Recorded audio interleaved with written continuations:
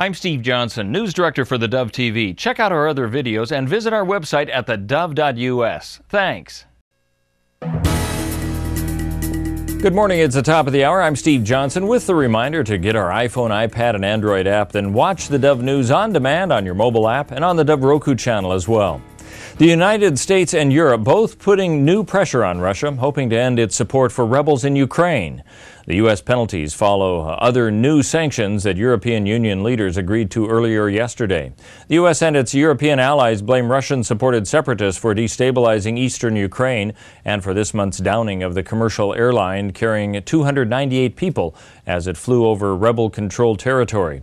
President Obama says the sanctions target some specific categories: energy, arms, and finance.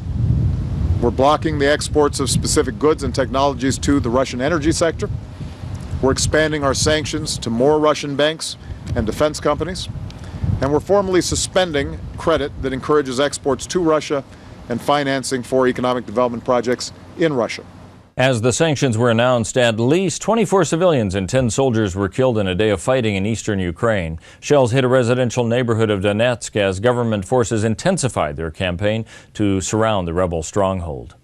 The shadowy leader of the Hamas military wing says in an audio tape that his group will not cease fire until its demands are met. It's the latest in the three-week war between Gaza and Israel that has seen a peace plan as an elusive concept. Secretary of State John Kerry has shrugged off criticism of his lack of being able to broker peace between both sides. He says efforts will continue to find a peaceful solution because of the consequences if they are not successful. We say that it is more appropriate to try to resolve the underlying issues at a negotiating table than to continue a tit-for-tat of violence that will invite more violence and perhaps a greater downward spiral, which would be much more difficult to recover from.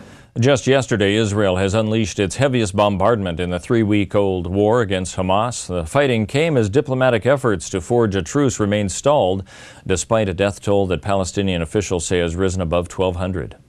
If it seems hotter this month than last year at this time, you're probably right. National Weather Service reporting this month could be the hottest on record by the time the month is over. That would break last year's July, which held the hottest record.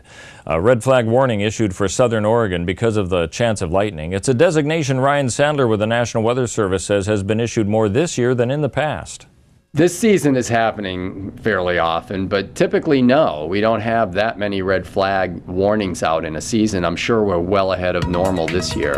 Sandler says the thunderstorm threat continues as warm temperatures continue to rise.